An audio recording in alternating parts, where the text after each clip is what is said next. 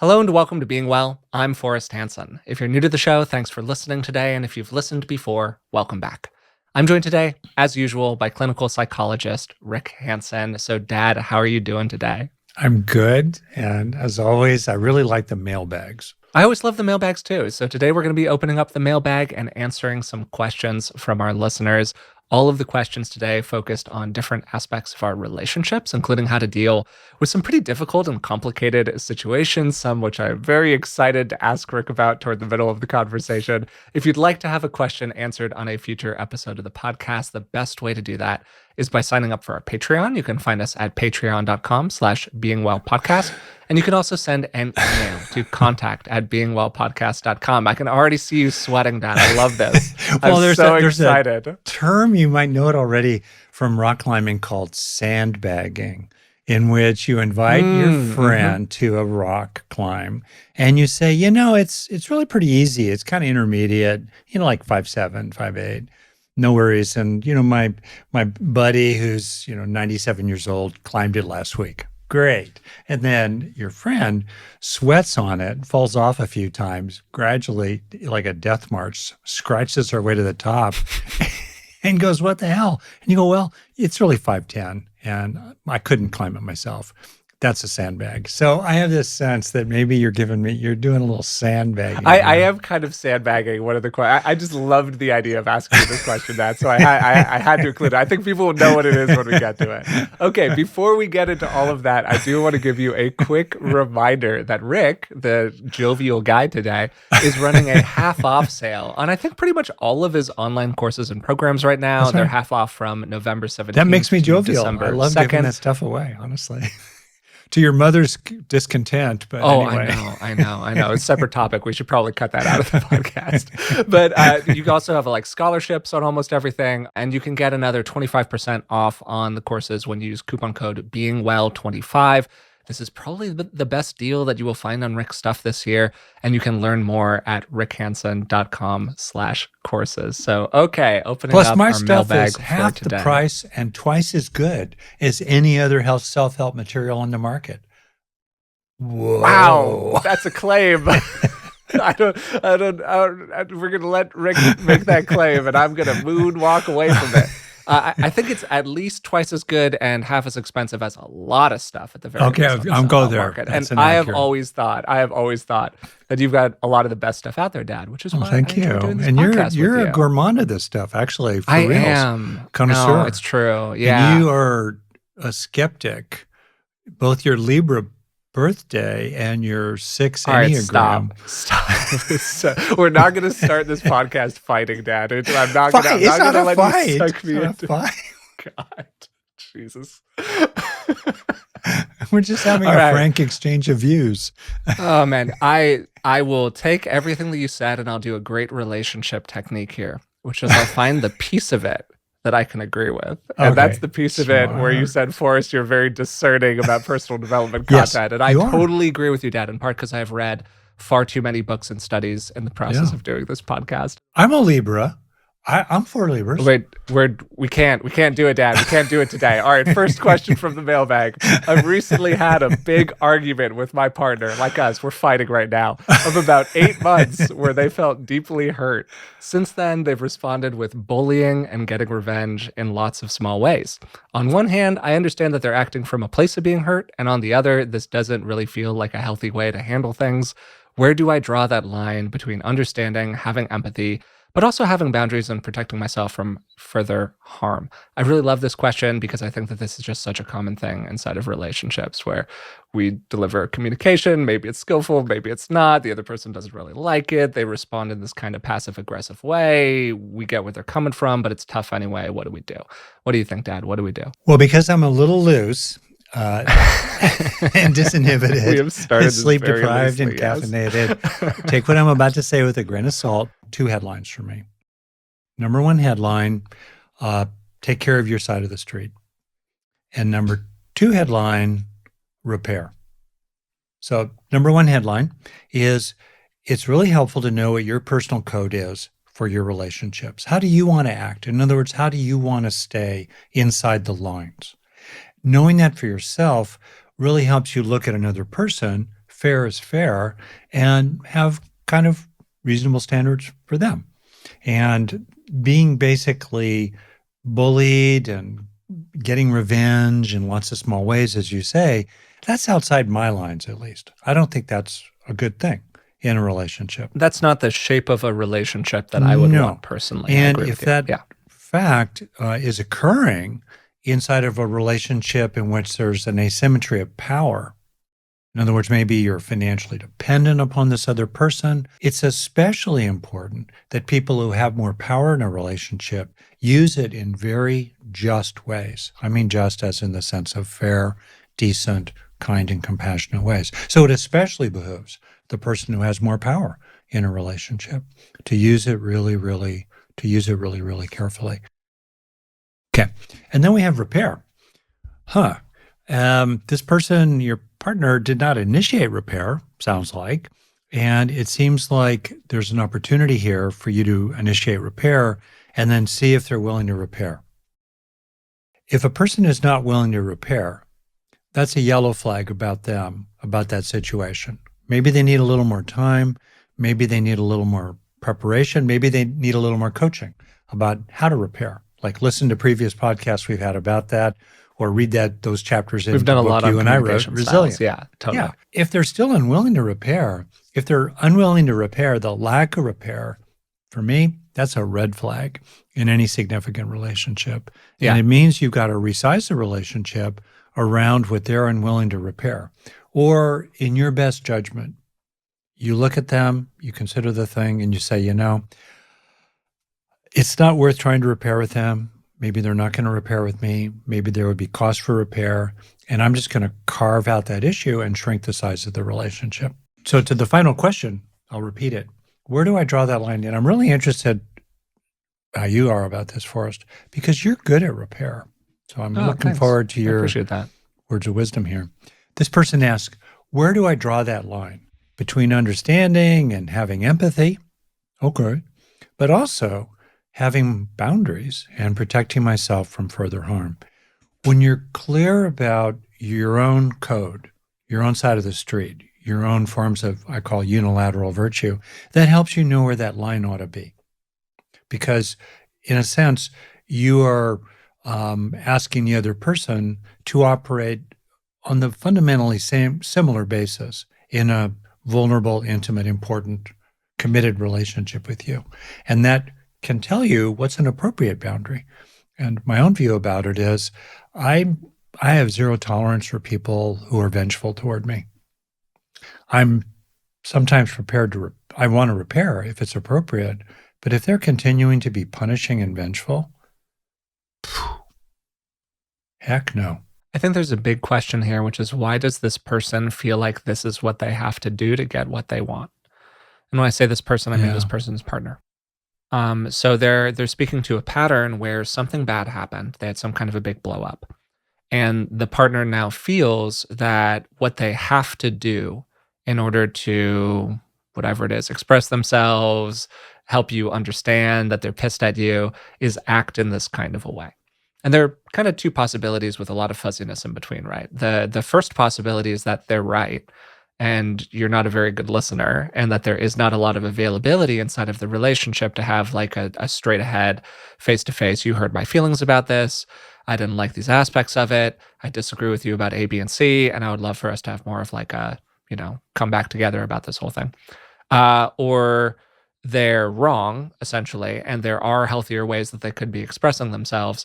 And you're very open to those healthy ways. You've put those healthy ways on the table with them, and they're just kind of not interested in them.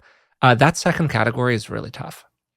It's just really tough to have a long-term meaningful relationship with somebody else, like you were saying, Dad, who just kind of isn't interested in that sort of healthy relational dynamic. Most of the time, though, it's a little bit of column A and a little bit of column B. They've had some experiences in the past where things went sideways, whether it's inside of your guys' relationship or somebody else's, and the recovery process wasn't really there. Maybe they feel like you're not somebody who's always really receptive to hearing exactly what they've got to say. Maybe there was some specific content in that argument that you guys had where you really went off the rails in terms of how you were talking to them, or they really went off the rails and now they feel kind of shameful about it. My point in this is that most of the time, it's a kind of complicated soup. at least with two relatively functional people inside of a relationship. So then, okay, can you have a conversation with them about the complicated soup? I think that that's a really interesting question for people where it's not so much about, hey, stop being passive aggressive, or hey, you really hurt my feelings, or wow, when we were arguing back then, you really fucked up. That's not really so much the tone of it. The tone of it is, hey, something's happening here. This is what we're both experiencing. This is kind of what I'm seeing. I don't want this to be the dynamic. What's going on? Can we talk about it? Mm. And if they then act like everything's fine and nothing's going on, and what do you mean? Ruh-roh. Again, that's tough. That's a tough one. That's a tough one for like long-term success inside of a relationship. But for me, that strategy of essentially like having a process conversation, having a conversation about having a conversation, Nice. has been like a really useful way to approach that kind of a moment because everyone feels stuck. Like that's what characterizes those patterns is everyone gets kind of entrenched and stuck, and you're doing the performance of kind of a stiff upper lip and just smiling and nodding. That makes them reinforce their kind of resentful, aggrieved quality, and everybody just kind of hunkers down. So what can we do to break that pattern? And conversations like that are a good way into it. Completely true. I'm thinking, the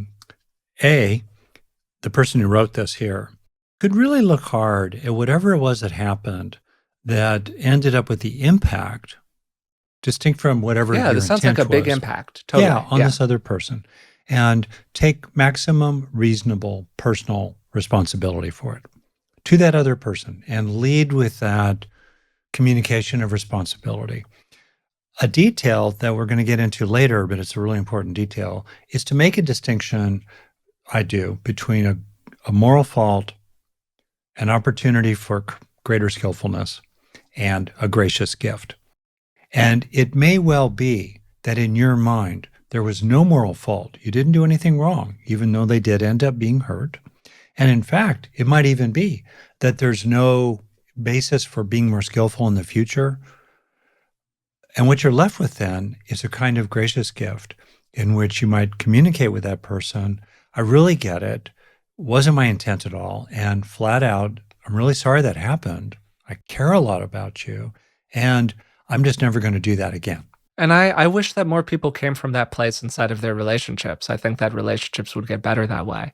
Yeah. Then you get into the whole like who takes the first step and how do you feel about being the one who takes the first step in this kind of a way. But I think that you're right on, Dad, that this would really improve a lot of people's relationships. Yeah, I do think so. And for me, it's really helped to realize that this first step, which might feel particularly vulnerable or almost as if you're setting aside the other parts of the truth with regard to the other person's behavior. And somehow you might imagine that you're somehow acquiescing to their bad behavior and so forth. It actually has helped me to realize that no. This is the strongest possible opening move. It puts you in the best position. It sorts out the issues. It removes any reasonable pretext for coming after you or mistreating you. It puts you on the high moral ground. It makes you feel good. You're taking initiative. You're not passive in this situation. Other people who might be aware of what's happening in the moment or by report, they're going to think really highly of you. This is the strongest possible, most self-protecting and self-nourishing thing you can do to lead in this way. Awesome. Love it. Part two, it's a yellow flag for me for someone to be punishing and vengeful. Totally. That's a bit of a yellow flag. It's a kind of a young thing, tit for tat, okay, preschoolers, you took my truck, I'm going to hit you over the head with a broom every day. Okay. But adults, vengeance, payback, so I would just keep your eyes out. So I think that this directly connects to the next question, which is a similar question with kind of a spin on it. So let's just move right into that next question here. I've heard you talk a lot about resizing relationships, just like you did there, Dad. How do you handle resistance when you do that? For example, I'm friends with an older couple. They're about a generation older. I think they see me as a kind of surrogate daughter, and I value the time we've spent together. I had a job change about 2 years ago and was very short on time and money. This led to them being a bit passive aggressive. hinting about not calling, saying, well, I guess you don't need us anymore, or just directly complaining that I wasn't as available. This then makes me want to spend less time with them. How do you handle this kind of guilt trip from friends or family? And maybe a little extra context here that was in the longer message that they initially sent. They like these people. They would like to have a relationship with these people. They just don't have as much availability anymore. And they also were rubbed a bit the wrong way by this kind of pattern of behavior that they saw. Yeah. What we have here is a situation in which there are two adults, the three adults really. There's the couple and then there's the person who wrote.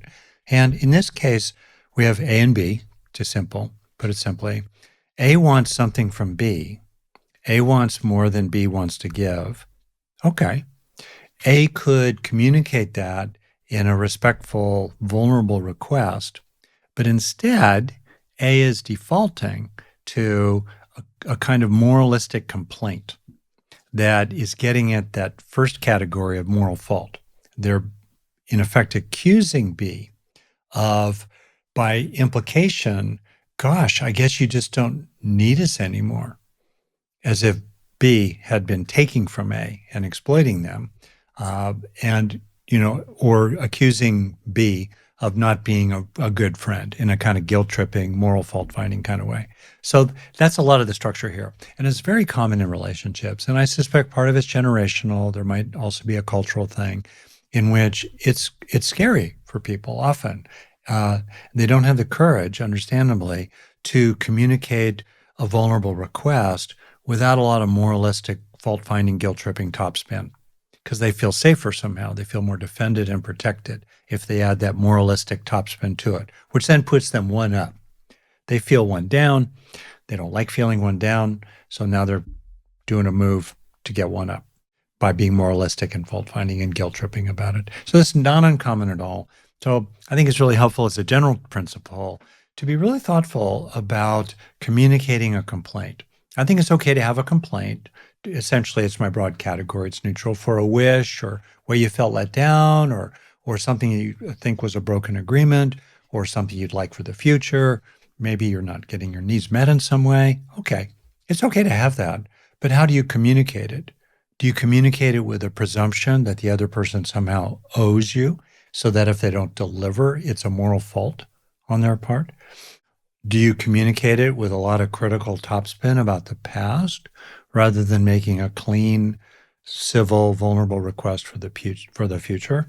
These are things to pay attention to. They're all really normal, but when you do come at people with the topspin of a complaint, particularly if it has a moralistic edge to it, whoa, it takes someone who's really on their game to field that complaint with all that topspin and not come back at you, with a complaint of their own, including how you're communicating with them. So it's in your self-interest as much as you can. And it would be in the self-interest of this older couple, to communicate this in a different way. So I just kind of want to open with that frame and then see what you think about it. Totally agree with you about the frame.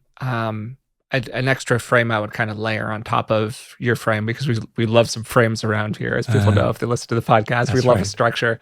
It's normal for relationships because we're change. Libras. Oh, yeah. Just yeah. let it go. We have to let balance it go. all the aspects of, okay, I'm moonwalking away from this one.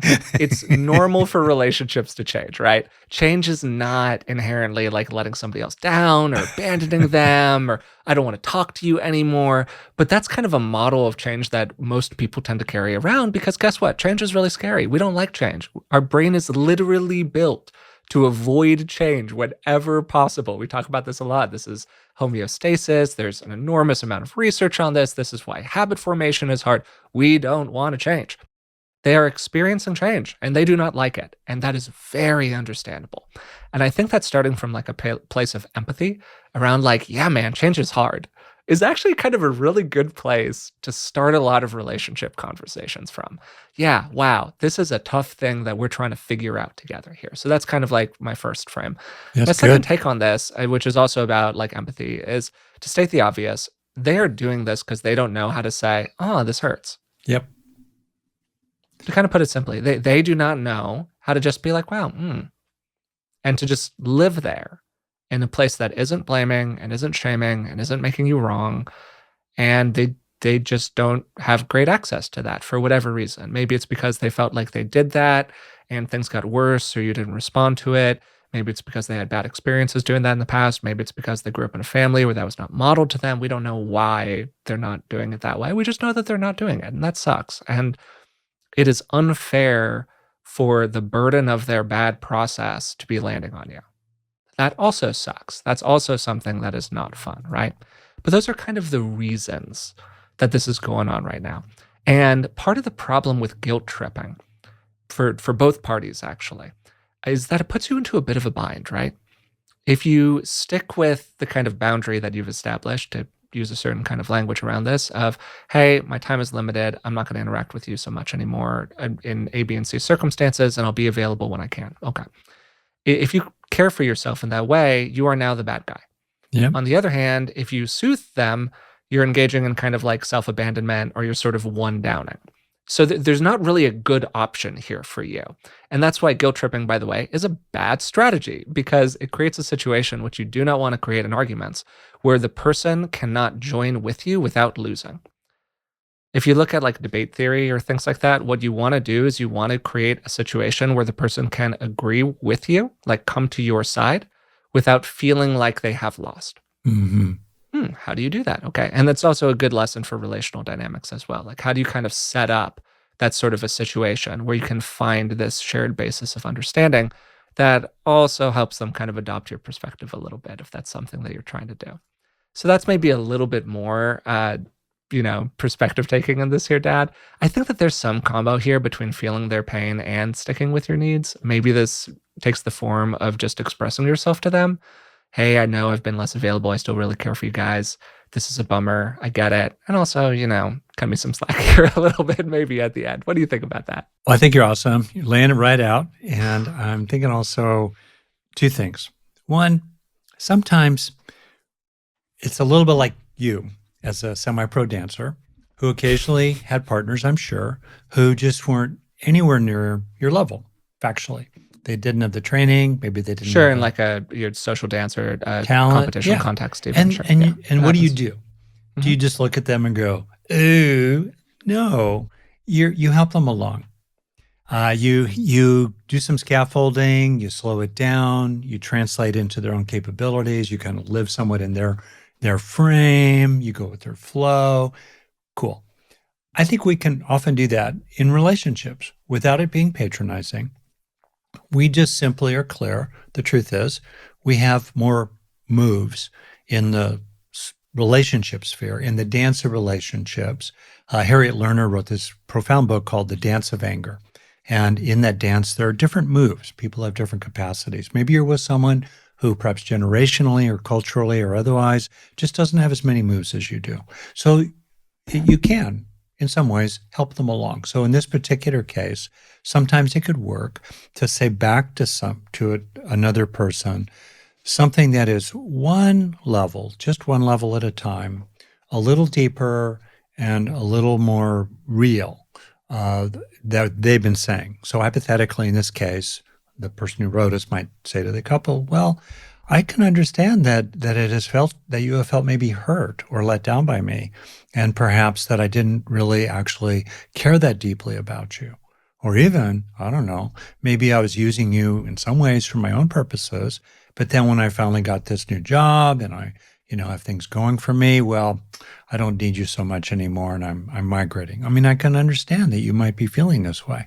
Is that even close to how it's been for you? So you're deliberately breaking the taboo barrier in this example, again, cultural often, and you're just saying it. And you've got the capacity because you've got more moves in the dance of relationships. Say you have maybe more social cognitive skills of various kinds. That's one thing you can do. And you got to be careful about it so it doesn't feel patronizing and so that other people don't think you're somehow playing therapist or all-knowing or mind-reading. But if it's done gently and supportively and respectfully, and you kind of adopt a one-down position initially, you're offering it very diffidently and not really sure of yourself, then often actually people can take it. Point one. Point two, the general case here is when two parties, A and B, have different wants in a relationship. And you see the general case all over the place. You see it in relationships, sometimes after kids come along, sometimes not, when people have different natural frequencies, let's say, of having sex, or have different natural frequencies in other situations about how often do they want to get together with a friend, or they have different wants about how orderly to keep a house, or the kind of music to listen to. They just have different wants. And then the tendency, kind of going back to what I said earlier around complaint, is to presume that your wants are superior. Of course, it's self-evident. Everybody ought to want a super tidy house. No, it's self-evident that we ought to be loose about it and just leave your stuff where it is. Come on. It's not the army, right? We tend to presume that our wants are some sort of law of nature. And it's really different to just be straightforward about them, put them on the same footing, and then be explicit about the differences. And often, again, in relationships, people are afraid of actually naming concretely the difference. Oh, you'd like sex twice a week. Me, I could take it or leave it. Honestly, once or twice a year would be okay. Wow, what are we doing that? You'd like to have a deep, meaningful conversation every day that's at least half an hour long. Me, wow, one of those a week is plenty for me. Okay, right? How do you talk about these kind of things? And so in this particular case, it might help to just name it something like, well, you, the older couple, it sounds like you'd like me to call you, what, 2-3 times a week? And you'd like to interact with each other, maybe an hour or two total a week? I hear that. Perfectly understandable. And gosh, in my situation, I can call you about once a week, and I'd love to catch up with you, but about, 20 minutes for a call once a week. That's about, kind of a rhythm for me. And frankly, that's more time than I spend with almost anyone other than my immediate partner or my cat. What do you think? And then you negotiate around that. And for most people, the real revelation here is that you can talk about this stuff. To your point, you can indeed have a conversation here. Speaking of having a conversation here, looking forward to this one. Oh my gosh. Third question. Oh, the sandbag is coming. After 20 years together. Oh my gosh. After 20 years together, my partner disclosed that he's fallen in love with a close friend of ours, and they have mutual interest in exploring a romantic relationship. All three of us have been good friends for the last 8 to 10 years, and his romantic feelings for her only developed in the last couple of years. As far as I know, we're heterosexual. I want everyone to be happy, and I'm struggling to know if I'm actually open to this. As a possibly relevant detail, we both grew up in monogamous religious households, though we left the church about 10 to 15 years ago. We're still very much in love and are planning to have kids in the next few years. We're not in conflict. We communicate well and are very much on the same team. So traditional relationship advice about working on communication doesn't seem very relevant here. I would love to hear your and Rick's perspectives on non-monogamy and navigating this kind of situation. I was so looking forward to just asking you this question, Dad, and just kind of like dropping it and then walking away slowly. And I grew up in the 60s and 70s and cultural revolution in America and so forth and all that. And I've been happily married for 43 years and all that. A couple things pop out initially. One, I would wonder about this person and how it's landed on her. Yeah. That her partner is wanting to have sex with and has fallen in love with another woman. Does she feel hurt about this? You can imagine many people would be appalled and would say, buddy, you need to never talk with that other woman again or else. I mean, many people would draw that line, and for all kinds of reasons, including some of them just by feeling quite hurt and jealous. Just, you can know the people, some people are quite jealous, some people are not very jealous, but you can just imagine getting it in your head, oh, he's with her now. What are they doing? And also, if he's with her, it's a zero-sum game. if he's with her intimately, he's not with me. Mm-hmm. And if we're all three together, I'm of course wondering, is there a communicating of the primacy of our relationship? And she's kind of an interesting satellite orbiting our primary system, he and I. So I'm not hearing any of those things yet. And I would be really wondering about it. And the question has come in at the level that's quite cognitive and kind of planning oriented and procedural. So I would wonder about that. That's right off the top of my head. Totally. Yeah. No, I agree with you. I think that those questions about your emotional stakes that are on the table are a huge piece of this. And I really appreciate that this person is starting from this place of like, I would really like all of this to go really well for all of us. And the framing of it does not seem to be very, should I stay or should I go here? It seems much more about kind of relational ethics and autonomy and values. And is this something that I can explore as something that's like meaningful to me as a person? I think there is absolutely a layer of it that is, should I stay or should I go? Particularly when it comes to deal breakers here.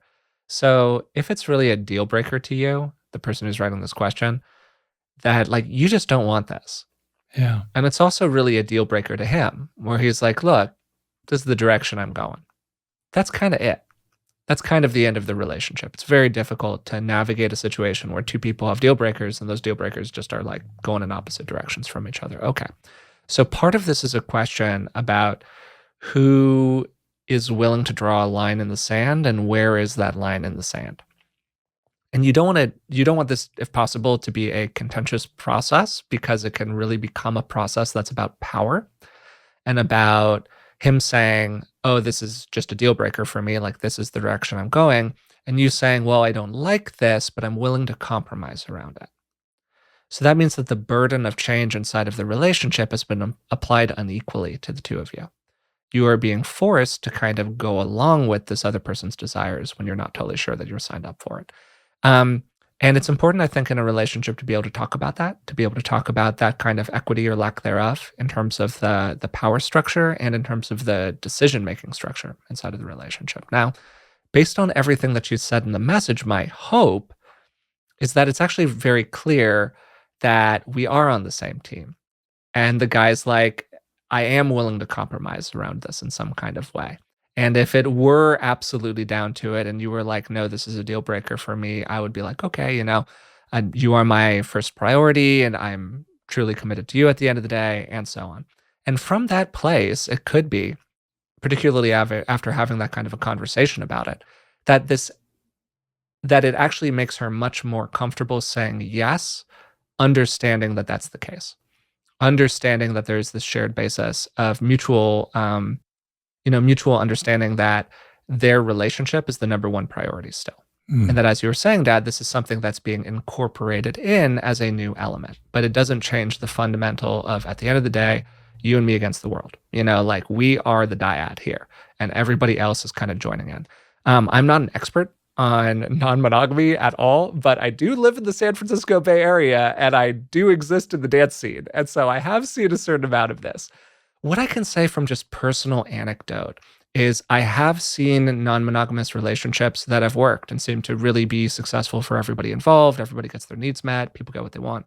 It has been, I can't remember seeing one that worked that didn't have an unbelievably clear power structure in it.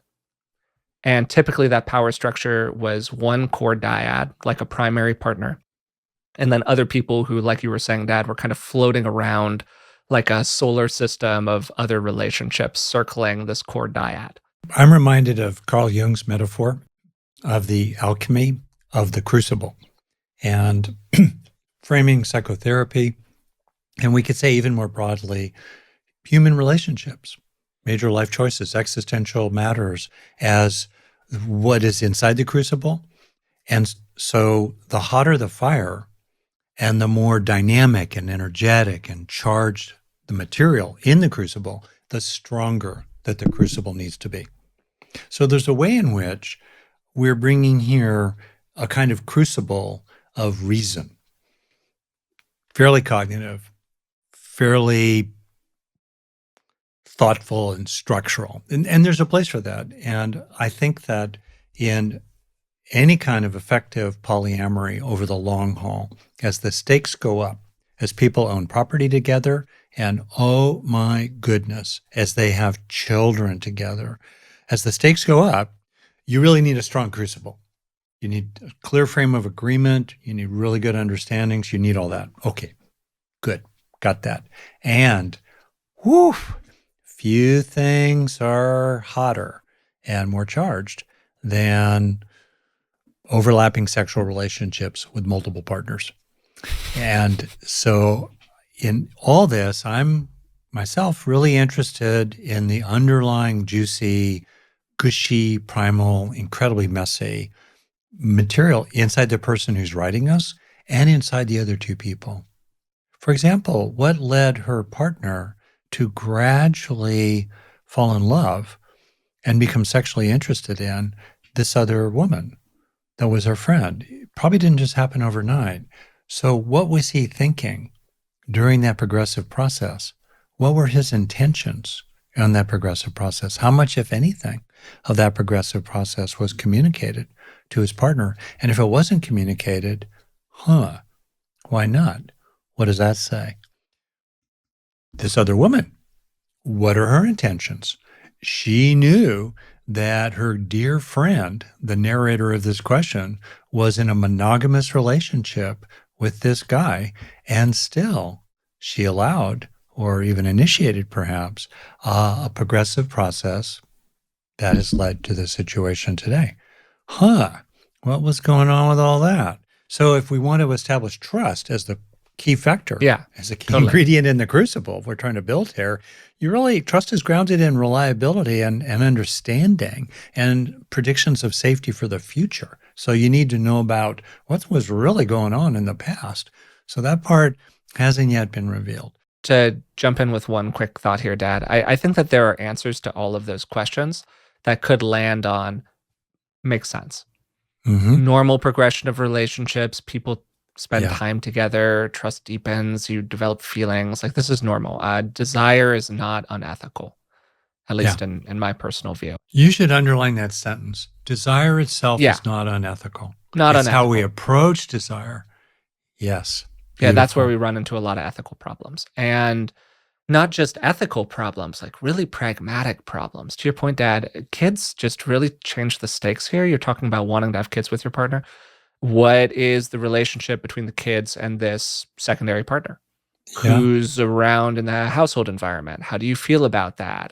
If your primary partner is spending time with this secondary partner, and it also needs to have enough time to be a good parent, good father to the kids, how is that time budget being managed? Like, these are just big questions. And I think it's okay for a certain amount of we'll cross that bridge when we come to it, and a certain amount of, well, we just don't know. We're going to have to kind of figure it out in practice. But I don't think that a certain amount is 100%, if that makes sense. I think that some of these questions have to be asked ahead of time. Very, very good. And just to add to it about having children, I mean, what's it going to be like for you? Let's say, suppose you're the one who gets pregnant of the two, right?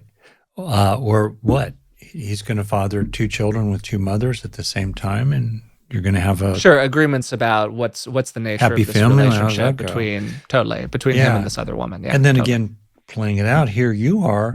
Okay, you're pregnant. You're going through that 9-month journey of total discombobulation. Your body's changing. You're paying the price for doing all this. His child, and what happens if he's starting to lose interest in you erotically? He still appreciates you, but his erotic interest is disappearing.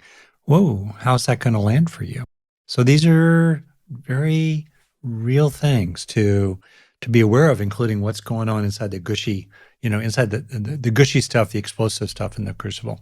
Clearly, many cultures make this work. I'm not defending it or arguing against it. I mean, I'm myself struck by the asymmetry of power here. That's often the case in the frame of patriarchy, often the case. Important to pay attention to all that. And saying as well that if you're going to go down this road too, learn from others who've gone down this road. Sure, yeah.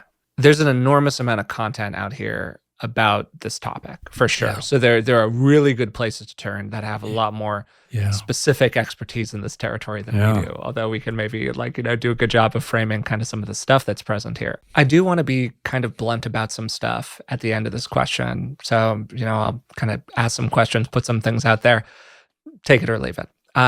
First, to speak sort of plainly, would he be okay with you getting with another man?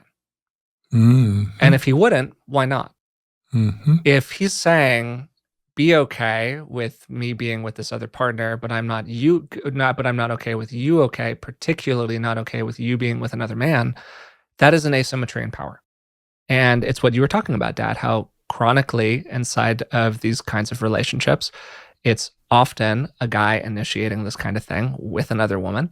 And then sometimes if the tables were turned, he would not be comfortable with that. That to me is just kind of messed up. I don't think that's fair. I don't think that's a good way to structure a relationship. That's my personal view on it. You need to be willing to offer the same concessions that you are taking. And if you are not, you really got to look in the mirror around that. Second thing that I would ask, does he get that this is a really big deal? Mm. Yeah. There can be a lot of pressure in situations like this on the person who is being asked to act really cool about it. Particularly in more kind of progressive, again, grew up in the Bay Area, environments like this, there can be a lot of sort of cultural pressure to be like, oh yeah, I'm sort of chill and unbothered about this whole thing, right? This is a big deal. This is a huge ask. This is a structural transformation of your guys' relationship. And he needs to really get that and understand that inside of that huge ask, there's going to be a lot of expectation around behavior and a lot of expectation from you just in general of, frankly, being met around similar asks if you happen to have them. And so this is a little bit of a horse trading process here. And it's really kind of important to just be real about it. And if he doesn't get that this is like a big horse that he's asking for inside of the relationship right now, then it's going to be really tough to navigate this in a way that makes sense for everybody. Hey there, thanks for watching, and sorry for the brief interruption. But it turns out that over 60% of the people watching this right now are not subscribed to the channel. So if you could just take a moment to hit the subscribe button, it would really help me out. I'd appreciate it a lot. All right, back to the show. So we did this great series on the history of psychoanalysis or psychodynamic therapy. And in all that, I'd have to say that Sigmund Freud and Carl Jung are the two OGs. Jung had a really interesting notion called inflation. And this is not an economic term or filling a balloon. He basically was describing how people sometimes, when they're having a lot of intense positive experience, including spiritual breakthroughs or tons of love, they can get kind of inflated as a result. A little grandiose, a little manic, a little sense of invulnerability, a little sense of being a little irritable at constraint. Don't you understand? We can all love each other. We can meet in the 12th chakra, the purple lands and realms, and love each other in infinite love. And it's all just beautiful, babe, just beautiful. Can't you see it? I'm exaggerating a bit. But I kind of wonder if this guy is in a bit of a state of inflation, in which suddenly everything seems like it'll work out, and the concerns of other people, the little people, seem just so mundane, so pedestrian. Babe, can't we just release that ballast and let our balloon soar to infinity? I don't know, but I just want to name inflation. And I will confess that I have gotten in trouble. One time in particular in my life, I will spare you the gory details. And afterward, I realized, oh, wow, Jung was right. It all just seemed so beautiful to me at the time. It all so possible. There is a whole part of this conversation that's about this kind of almost cultural aspect, particularly for people who are in more new age, spiritual, personal development circumstances. There's a lot of intersection there with non-monogamy or polygamy or whatever else. And often one of the ways that this pressure can kind of manifest to behave inside of a certain way that you don't want to behave in inside of those communities is exactly what you're describing here, Dad, where it's like, well, there's sort of this suggestion that if the person is jealous or uncomfortable with this or doesn't want to say yes, that it's because they're just not developed enough, right? They And need if to they raise just their got to the chakras. right stage of development, yeah, they raised their chakra and appreciated their, I don't know, insert the right what astrology sign, nature, and they just like tapped into their Cancer or whatever it was, then like they'd be good to go here. Or I don't know if that was the right. You tell me. Neither of us know anything about astrology. You know, I will say that if for you me, just at least, it's manifested harder, uncannily you know? accurate. I'll leave it there. We're again moonwalking, Dad. Moonwalking. In this case, maybe moonwalking is the appropriate terminology. We're referring to the celestial bodies. Okay, I think that we've done a pretty good job with this. Did you want to get any last thoughts there? And at the end, I kind of cut you off there with that aside. No, it's good, Forrest. There's a lot to unpack here. I appreciate you. I appreciate you. Okay, well, I'm going to do this. I'm going to do it anyway. You can cut it out. So, Forrest, see, you are the string to my kite. Because if you were not holding the string, the kite would flutter to the ground. Off. Yeah, totally. Okay. So, Forrest, in what ways are you the kite? And in our relationship? Sure. Wow, I'm not sure if I see how this connects to the mailbag question, but as long as we're just vibing, wow, how am I the kite? I think I'm culturally the kite, very much the case. Cool. Inside of our relationship / with you and Mom in general. You guys are extremely I'm trying to find the right way to put this, God. Basically, I'm trying to find the right way to say that you guys are surprisingly hip for people who are 70 some odd years old, but you are 70 some odd years old. And so there are various arenas where we were actually talking a little bit before the episode started recording, and I kind of pushed back on some cultural views about different things. And I think that sometimes I am the kite in that way. I'm very pushing good. the boundaries inside of our relationship. And how do I hold the string that enables you to soar? I think that people can get into echo chambers a lot, particularly with a lot of cultural stuff. And just like in terms of the places that I traffic, it's really easy to get like one kind of perspective over and over again. And sometimes there actually is another perspective that does have some sanity to it, even if you don't like 100% agree with it.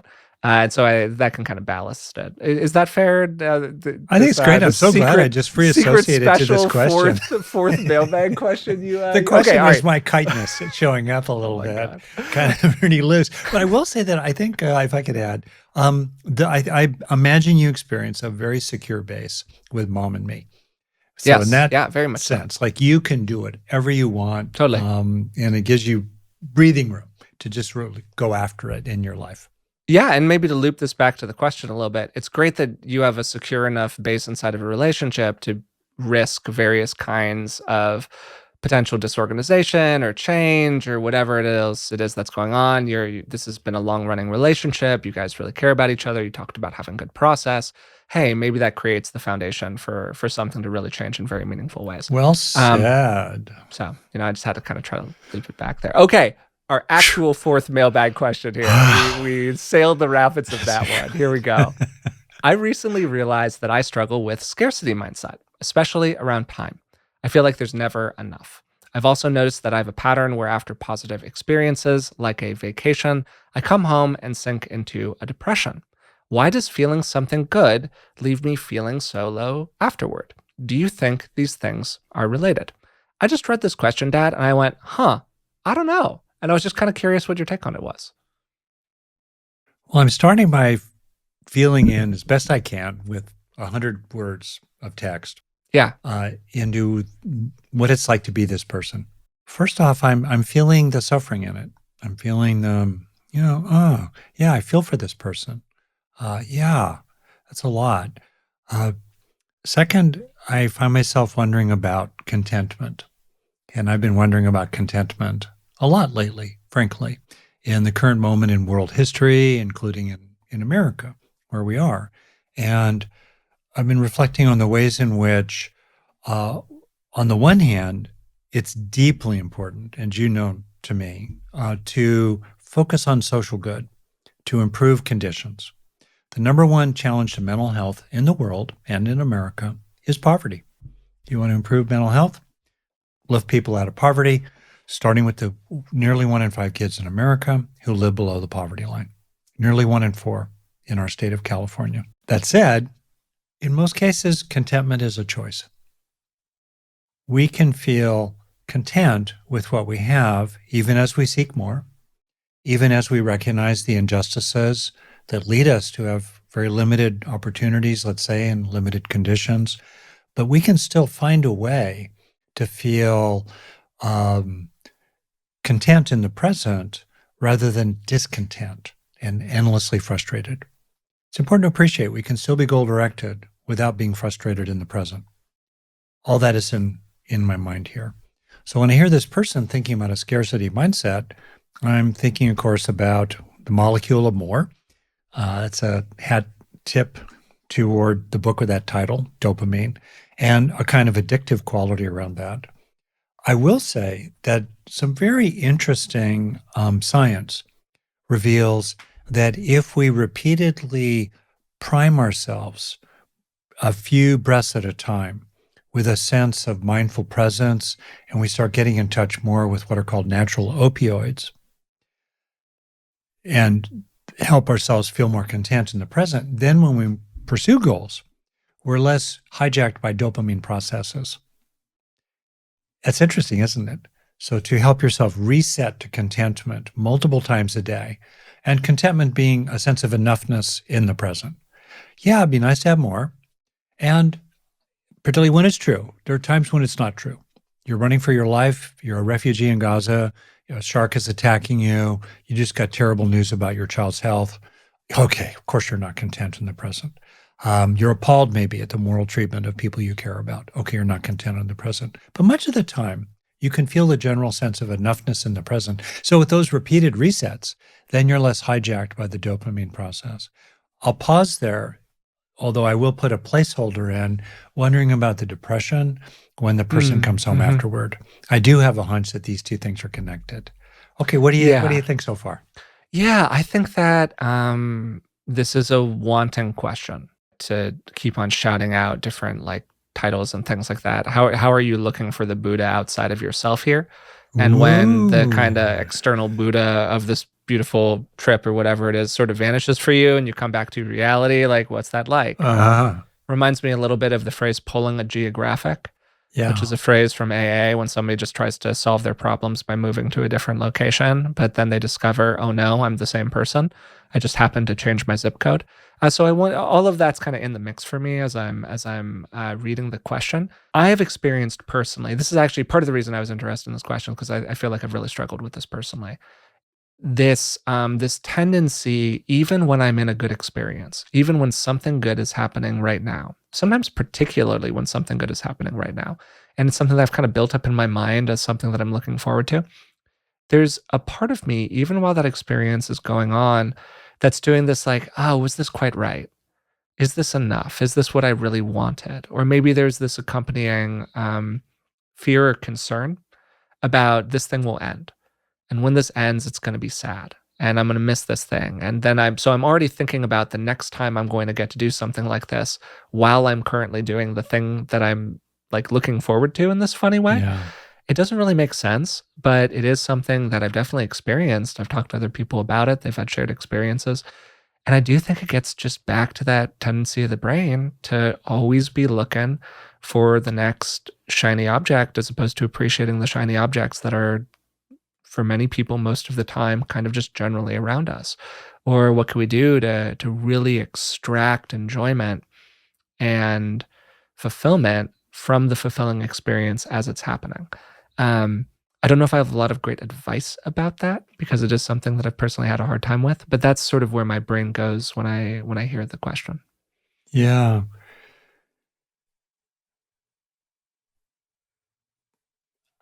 I would name 3 headlines for this issue. One is that the fundamental driver is a sense of deficit, scarcity, deficit. Something is missing, something is wrong. And so then we seek one thing after another to fill that hole inside. The problem is that certain kinds of seeking, particularly dopamine-centered drivenness, perpetuate the hole. So the methods we're using to fill the hole perpetuate the hole. So it's really useful, first headline, to repeatedly, through positive neuroplasticity, take in the good when you feel there's an enoughness in the present, when you feel safe enough or satisfied enough or connected enough in terms of our three primary needs. Slow it down to let it land. Yes, whatever the future may hold, in the moment, there's an enoughness. And repeatedly help that experience weave its way into your memory stores so that increasingly you build up an underlying mood on the basis of which the next moment arrives, an underlying mood of fullness and balance in terms of safety, satisfaction, and connection, again and again and again and again and again. In other words, tilt into the green zone again and again and again, several times a day, and slow it down for a breath or two to build up that emotional, to make those deposits in your emotional memory bank, grounded in somatic sensation in your body. That's a big one. Second, remind yourself often as you go through your day, hey, in the present, this is enough. And observe your mind trying to trick you. It's as if there's an inner ad agency evolved by Mother Nature, endlessly tricking you that it's going to be better over there or it's dangerous over here. And again, you can observe that it's kind of lying to you. It's a little bit like worm tongue whispering in your mind, not enough, not good enough, threatened, bad. No, in the present, you're actually basically all right now. You're breathing, your belly's full, you have food, you're okay, there's enough. Help yourself do that again and again and again. That will gradually shift you from the habit of discontent to the habit of contentment. And then the third headline is kind of deep, but it's true. You start to observe that all experiences have the same nature. They're all made of parts that are connected and changing. They're empty of essence. They're empty of absolute existence. They are like clouds rather than bricks. So everything we're seeking has the nature of a cloud. It comes, it goes. And when you start recognizing that all experiences are like that, you start experiencing much more inner peace that's stable and with you wherever you go. Yeah, I think that this question is a way into a lot of really interesting stuff. Because you're right, it's a fulfillment question, it's a contentment question, it's a wants and needs question, it's a is your life actually enjoyable just as it is right now question. For a lot of people, their life is not enjoyable just as it is right now. That's probably the base state for a lot of people, certainly around the world, probably a lot of people living in the United States as well, where I don't know if it's the majority or not living in the United States. It's a pretty privileged country by and large, but certainly many, many, many people. Vacation is an escape. When you come back to your kind of disappointing life that has a lot of aspects to it that you just don't like very much. And one of the first things that gets screened for when you ask a therapist a question about depression or something like that is this across circumstances? Is this something that's present because your life is depressing, or is this Yeah. something that is present in you regardless of kind of where you are, or not regardless? Obviously, a depressed person can be pretty happy if the situations are perfect for them, but within kind of a reasonable range, right? And so I think that that's also just like a very pragmatic thing to look at. Is this experience that you're having kind of an indicator that there's something else going on inside of the mix here? It's complicated, and I want to reiterate my commitment, and yours, I know, to public policies that create more opportunity for people, that relieve people of the burden of student loans, that lift people out of poverty, that address wealth inequality, and all the rest of that. Absolutely true. And back in the Stone Age, a lot of people with very little, including throughout history, have found a way to feel content. There's no gap between what they have and what they wish they had. There's no gap between what they have and the expectations they had for what they would have when they were in their middle 30s or 50s. Yeah, I think there's a big question here around contentment versus is your life, quote unquote, objectively good? And the ability, to your point, Dad, to find contentment even in circumstances that are distinctly imperfect. Like you can be content in a life that includes a 50% child mortality rate, but that's not a life that I would personally want to live. Sure. And so there are these kind of distinctions here that are categorical in nature that are interesting. Yeah, totally. Yeah. Can you be content with at least certain parts of your life? Can you feel content with the glass of water as you drink it? And I think a lot for people, this issue of contentment has to do with rumination, and they're in their head about it. Like you said, there's that voice in the back of your head that's saying to you, while you're in the middle of something pretty good, well, was this as good as I wanted it to be? Or could it be even better if? Or, oh, darn, it's really good and it's going to end, right? Like those voices are not adding to your global satisfaction with life. They're not adding to your well-being. They're not your friend. So I think there's a way to be in which we just disidentify from those voices and we observe things as they are in their particularities, and that we can find contentment with the pieces of our life, even if it would not be authentic to say that globally I'm content in my job. Well, then are you doing what you can to find a different job? And if you can't find a different job because of your circumstances and otherwise, can you find a way to accept and to be at peace with your job as it is, and to reduce the mental friction and resistance with the condition that you're stuck with for the sake of your own well-being? And I think that distinction, which is about what's the pain that we're adding, is a great distinction because it cleans out a lot of this.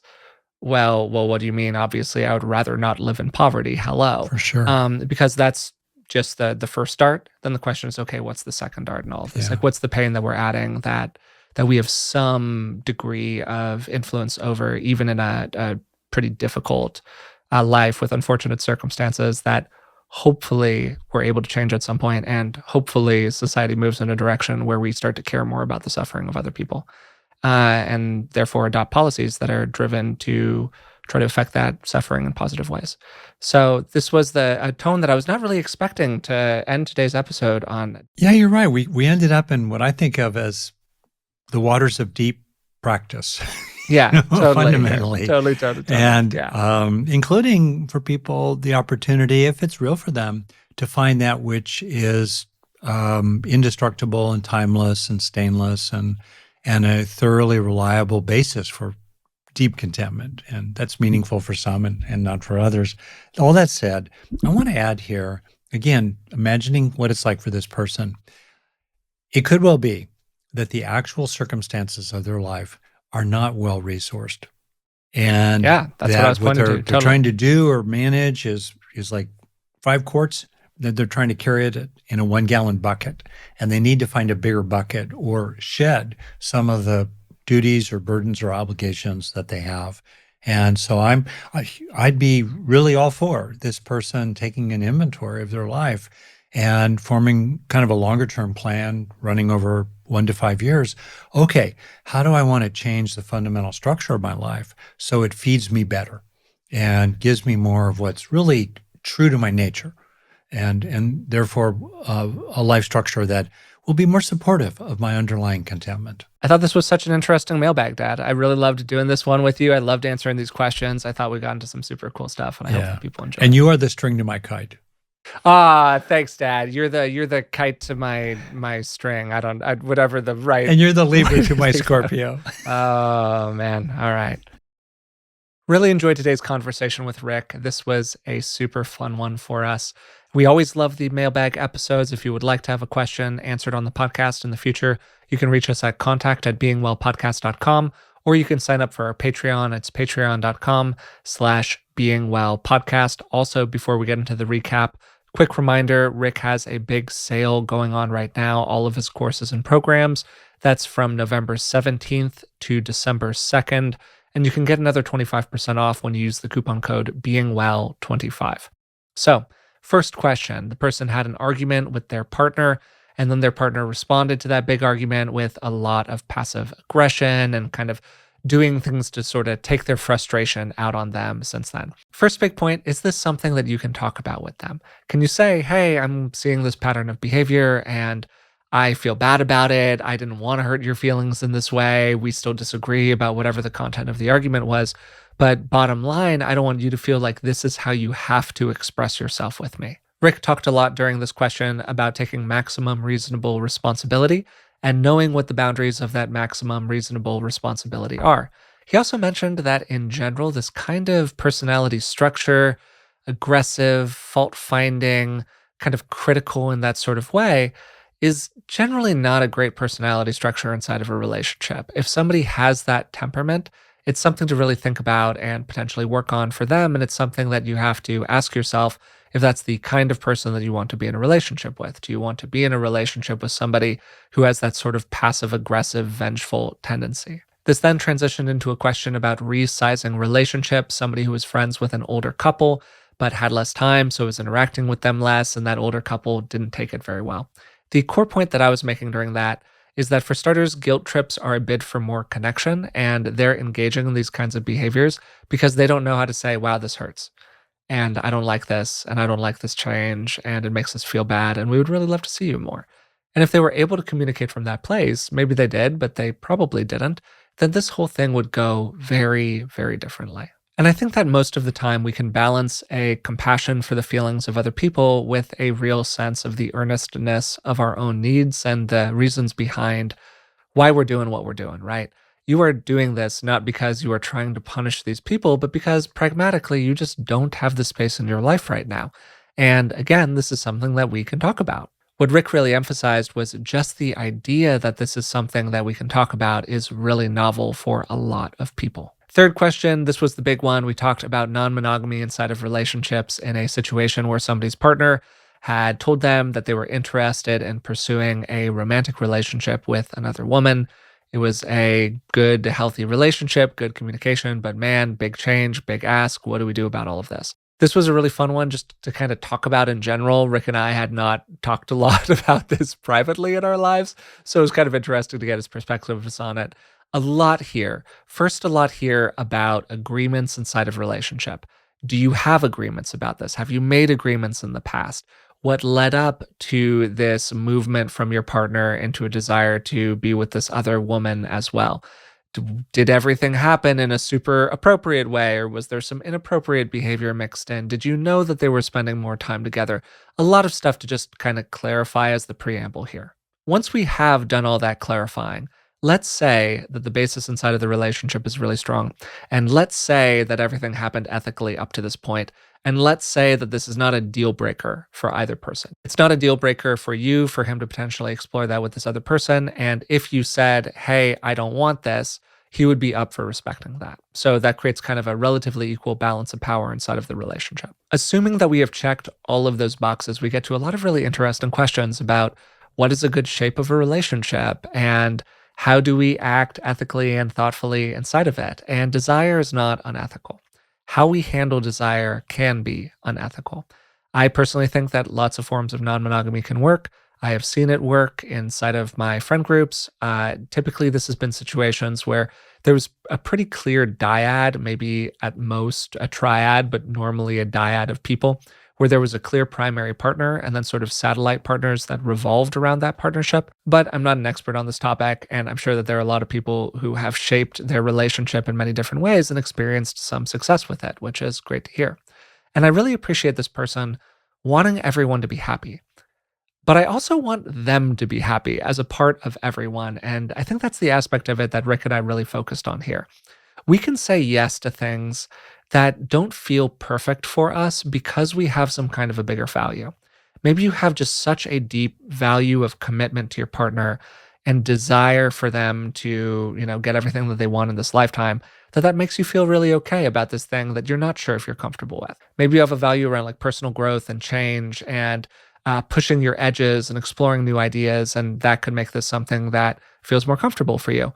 Whatever it is for you, I think that part of the question here is what values are you approaching by potentially saying yes to this? As a part of this, it's really important for both of you to keep in mind, both you and your partner, that the demand burden here is not symmetrical. He is asking you to make a concession on his behalf that you're not sure you're okay with.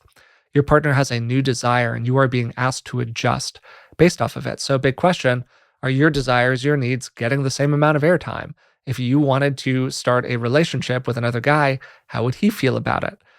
There is a very typical pattern inside of these kinds of relationships. This is not always the case. It's just sort of the ones that go sideways often look this way, where the guy is making a lot of asks. And this sort of culture, often in more progressive, new agey environments of, well, if you were just more evolved as a person, then you would just be kind of okay with this. So there can be a lot of pressure to act cool about stuff that we are not actually cool with. And it is really okay to not be okay with this. And maybe a big framing question for you guys to explore here is, what kind of a relationship are you building together? Does this feel safe and ethical and connected and communicative and really like a wonderful potential cherry on top to an already great relationship? Awesome. Good for you guys. Hope it works out. Or are you saying yes because you're fundamentally afraid? You're afraid that if you don't say yes, the relationship will end. That's a very different tone to be taking into this. Final question got to scarcity mindset and an experience that a listener had where they would go on vacation and then come back and immediately feel kind of depressed and like, they don't feel so great about life. And Rick took this in a really interesting direction because I do think that this question touches on a lot of pretty deep topics about wants and needs and fulfillment and contentment. And do we have a life that we actually enjoy? And how do we find some kind of fulfillment and contentment, even in a life that is pretty imperfect? Rick talked a lot here about the way that wanting works inside of the mind. He talked about dopamine and our tendency to hunt for different kinds of rewarding experiences and how, if our here and now is more rewarding, we feel less of a need to go hunt for reward. So part of the question here is, what can we do to experience more reward in our everyday life? And this is a really complicated question. It's also really complicated by social factors and by appreciating that a lot of people's lives are very, very imperfect. And how do you find contentment in an imperfect life?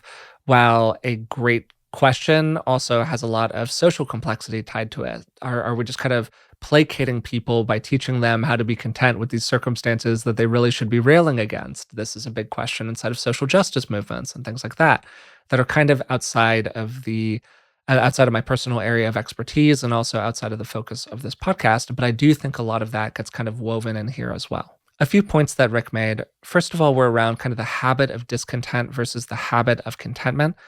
Some people have a kind of personality structure or just a tendency inside of the mind where they can see the fly in every punch bowl. Some people seem to have a remarkable tendency to feel pretty good almost regardless of circumstances. We can chalk that up to just straight genetics, but a lot of the time these people are doing stuff inside of their mind that is moving the needle for them in one way or the other. And once we concede that something is happening in terms of their psychological technique or how they approach circumstances to nudge that needle more in the positive direction, then the question becomes really simple. How do we do more of that? And we've addressed the how do we do more of that question in like 100 podcast episodes and the book that we wrote together, so we didn't get so much into the how-do here. Another point he made kind of at the end was this big idea about seeing the emptiness of experience. And we've talked a lot about this in episodes that we've done that have focused more on kind of Buddhist psychology and meditation. But the basic idea is that our experiences are constructed. Experiences are made up of parts. Some of these parts are bad. Some of these parts are good. What are we orienting toward? Those parts also eventually come to an end. How do we feel about that? Can we accept the ending of things, including the ending of really good, enjoyable things? Do we have a lot of practice with that? And that's a muscle that we can build over time. I hope you enjoyed today's episode. I had a great time recording this one with Rick. We had a lot of fun with this one. If you also had a lot of fun listening to it, you can subscribe to the podcast wherever you find it. You can find us on YouTube. You can find us on Spotify, Apple, all of the places. You can leave a comment on the show. We really appreciate that over on Spotify. You can leave a rating and a positive review. You can write a comment on YouTube. Let us know, hey, if you have a question, you can always write it in a comment. I read pretty much all of the comments on YouTube as well. And until next time, as always, we just really appreciate your support of the show. So I'll talk to you soon.